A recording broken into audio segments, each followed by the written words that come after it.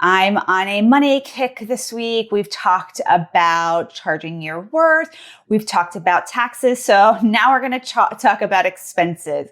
This is a good opportunity.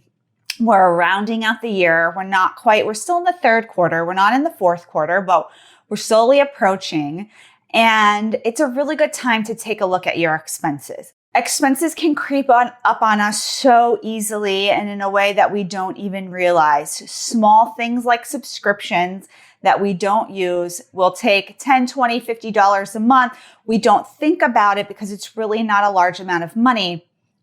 But it's a really important question to ask yourself is, how valuable is this to me right now? And how important is it for me to control my expenses?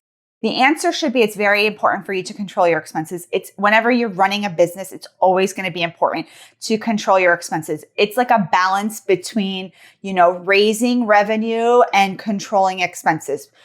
It's kind of like the adage, like mo money, mo problems, meaning like you make more money in your business, you're likely to spend more money. So you want to make sure that your lifestyle and your business just matches your goals for your business. I don't want you to be miserly. I don't want you to cut all expenses and, not have what you need to run your business. I think there's, like with everything, there's a balance. There's going to be some months when you're going to have higher expenses. You're going to need to invest in certain products or certain coaching or certain, trainings, right? Trainings are something that are pretty costly. I do recommend that you save for trainings. So then that way, when a training does come along, you have the money for it. But I want you to really just take a look at your expenses for the last month. Look at August. August is a really good month because it tends to be a busy month for therapists. And so you're going to have probably like a decent revenue, and then you can see what expenses you have.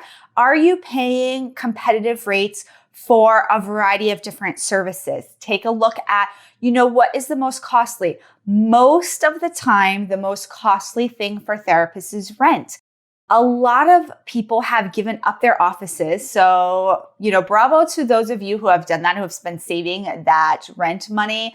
I've shared before, we're in a 3-year lease. So like that wasn't an option. And now we're slowly starting to integrate back into going into the office. And so it didn't really make sense. But I think for some people it did. They were at the end of their lease. They weren't really sure when they were going to go back. People have really enjoyed being online. And so that has been a wonderful expense I think a lot of people have cut. But I want you to look at your other expenses. Besides rent, what is costly for you? Do you have a biller? How much are you paying for cable and internet? Are there subscriptions that you have to products that maybe you're not using to their full capacity? Or, can you maybe turn those off for 3 months and see if it makes a difference? Are you spending too much in advertising and maybe not getting the best return on investment? Do you know your return on investment for the variety of marketing tools that you're using?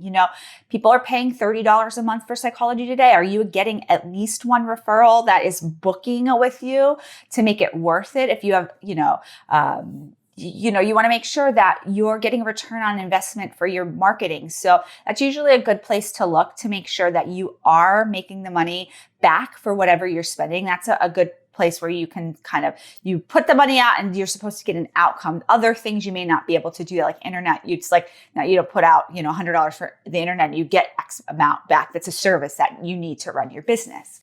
And so take a look at all your expenses. I mean, if you really want to be, ambitious, take a look at your expenses for the first year or last quarter. The first part of the year or last quarter, and see where you're spending your money. If you have QuickBooks, you can probably do that fairly easily, like sort through, a variety of expenses and see where most of your money is going to. I know for us, the two places is rent and admin staff. Like those are our two most costly,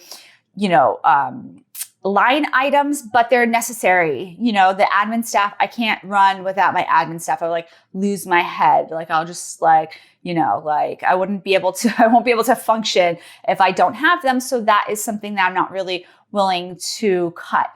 But there are some other things maybe I am willing to cut, or, as we haven't been in the office, supplies have really gone down. I'm not buying toilet paper. So take a look at some of the things that you can reduce right now so that you can just be in the best place when it comes to your practice. I'm going to give you a couple other hints on how to reduce some expenses, but first I want to go ahead and thank our sponsor, TherapyNotes. If you're looking for an electronic health record that can really help you run your business, whether you have a solo practice or a group practice, whether you're in person or virtual, whether you're insurance or private pay, TherapyNotes really is designed to help you. You can do all of your notes there, all of your paperwork there, all the billing there, take credit cards from there, reconcile everything, run reports. That's really one thing that I enjoy is all the reports. It's really easy to reconcile everything. So I enjoy that. Just like I said, I need help with things, reports are something I definitely need help with. And so I really recommend TherapyNotes. And one thing I'd be remiss to not include is their wonderful customer service. It's really what sets them apart. So going back to, expenses, take a look. I know I said, internet, you need that. Why don't you call and see if you can get a discount, especially if you haven't been in your office, but you're going to keep your office, but you haven't been in there in 6 months, but you have to keep your office for whatever reason. Or look at things like some of your subscriptions. Maybe there are some things that they will negotiate with you. Look at some ways that you can, cut your expenses of things that are necessary. But a lot of people will negotiate with you on certain goods. And especially now that we're in an interesting time, I think people would rather keep us as consumers and give us a discount than maybe lose us completely. Maybe renegotiate your lease with your landlord if you're thinking of staying. So just think of creative ways that you can just be mindful of expenses. Again, it's a balance between increasing revenue, controlling expenses and not letting, your expenses get out of control where you make more money, you spend more money, and you're not really seeing a difference there. I am here most days answering your questions. Have a wonderful day, everybody. Bye.